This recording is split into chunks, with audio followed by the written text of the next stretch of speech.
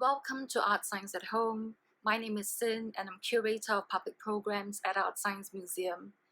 Thank you for joining us at Conversations Feeling the Future, a program of talks that examines the human capacity to imagine new futures in a world where anxiety and uncertainty are prevalent.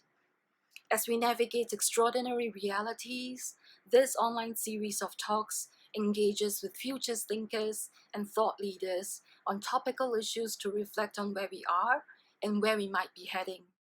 We are delighted to present the first talk, Touching Stories by Ariel Muller. Ariel is Managing Director at APAC, Forum for the Future. She leads the growth of Forum for the Future's work in the Asia-Pacific region to create innovation programs that develop pioneering leadership and sustainability. In her talk, Ariel will discuss what the COVID-19 situation may tell us about how we should prepare for the climate change impacts that are yet to come.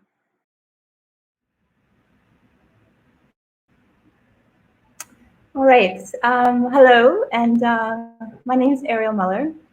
And as just an introduction to myself, I've been working or studying in sustainability probably since about 2003. And this story begins that on the 23rd of November 2019, I donned high heel shoes and a silk skirt, took a selfie as proof to my overseas mom, and attended the opening of 2219 Futures Imagined, the Singapore Biennial. And I have to be honest, at the event, I had this strange sense of vertigo. And I realized I was experiencing a pivotal moment in my own experience of the climate change movement. And it felt like in that moment, it was not an event to fight climate change per se, but one to experience it. This was an event to prepare for it, almost like a trailer to experience the decade ahead. And I thought, I'm going to look back on this and I'm going to remember this night in the sparkling light and think how easy it was to talk about what was to come. So there's me actually experiencing that vertigo in that moment. And I think I even texted a friend to say what I was feeling. And the other thing I felt was a bit nervous because while I work in climate change all the time, I don't actually stop and experience it that much. And would that emotionally ambush me as I walk through the event? It's something I care about quite deeply. So I was sitting there with a lot of anticipation before the event. And as it turned out, I was fine. The artist delightfully expanded my understanding of the human experience in the years to come. But it turns out how I spend most of my days had gotten me comfortable with the dark that lies on the horizon. Then one piece did particularly catch my breath. And that was the piece of Lisa Park's Blooming. This work caught me off guard. It's a piece in which you take off your shoes if you haven't participated in it, and you stand on sensors on the ground. And as you touch another person, this tree in front of you begins to bloom. And the longer you touch, or the more you touch, the more robust and the more beautiful the blooming. And I felt like this spoke to a deeper challenge of what we've gotten wrong in the sustainability narrative. Because one of the truths is the sustainability movement hasn't really been that successful. Despite years of protest, movies, slideshows, marches, and green deals, we still seem determined to stay on a trajectory that will take us over 1.5 degrees. And as we pass that threshold from mitigation to both mitigation and adaptation, I had the sense that something has been missing in our storytelling. And in fact, I would say the environmental movement has been wondering what's been missing from our storytelling. This pressure has been especially intense given the October 2018 IPCC report, which really put a time boundary on what we needed to achieve in terms of reducing our emissions within the time the report came out was 10 years, and then now getting closer to 8 years. The extraordinary drop that we needed, and it was quite clear that it looked like we weren't going to be able to do that. So continued the work, not necessarily because I thought we were going to succeed, but because it felt like the right thing to do. And what's remarkable during that time is that even at the beginning of the decade, we had the Australian fires. And even those fires hadn't really been a big enough hammer to change the system or people's mindsets about what's at stake.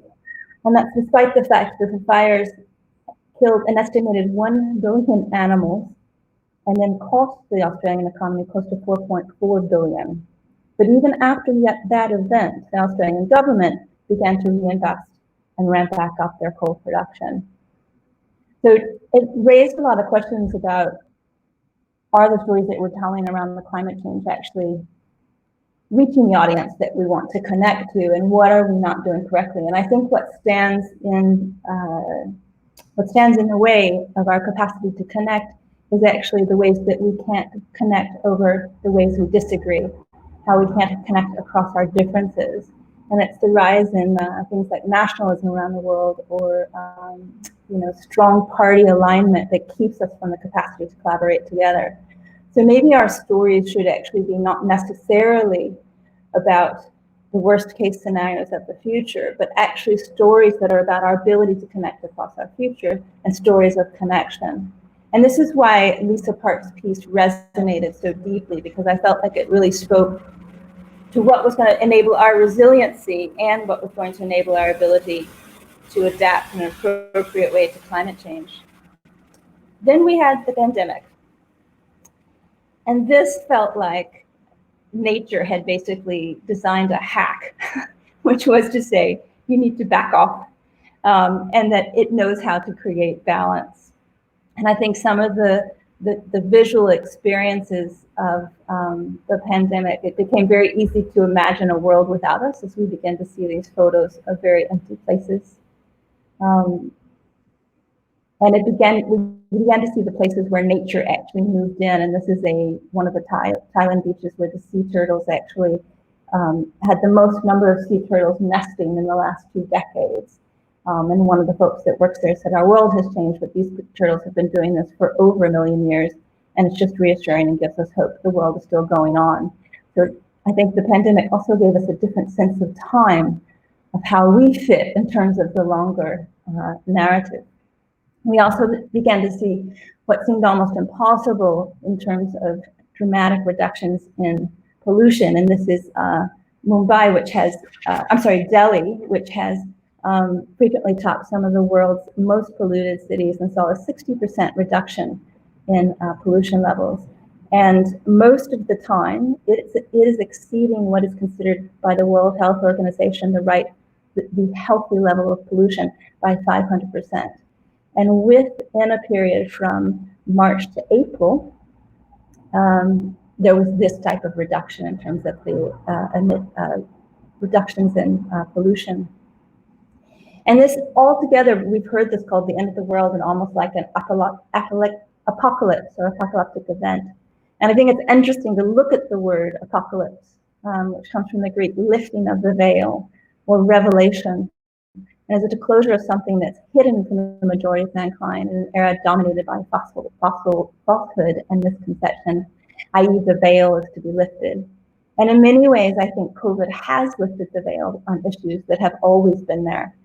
Now we just see them more clearly. And whether that's the vulnerability of migrant labor, this photo taken in India, where millions of migrant laborers walked for hundreds of kilometers to get back home during the lockdown in India, or whether it's a deeper understanding of the new viruses that can jump from animals to humans, because we are building too much into their habitat, and that connection between habitat destruction and actually our own health and well-being. So the virus is revealing, lifted the veil on things that have always been wrong, and we see them more clearly. And with that comes this new narrative that we can't go back to normal. And this is a translation of the graffiti, because normal was precisely what was the problem. So I think we live in an unprecedented time because we're experiencing our own vulnerability for the first time as a species. It's a little microbug that has us this vulnerable. I also think we're living in unprecedented time because we've never experienced such a global collective action in response to a threat. But most importantly, I think we've collectively changed our individual daily behavior. And that's considered often the holy grail of sustainability, in the sense of how do we actually change what people do every day. And I think this provides a new opportunity to address how we live sustainably. And this is actually confirmed by that, according to Google Trends, over the past 90 days, search interest in how to live a sustainable lifestyle has increased by 4,550%, and that was of yesterday.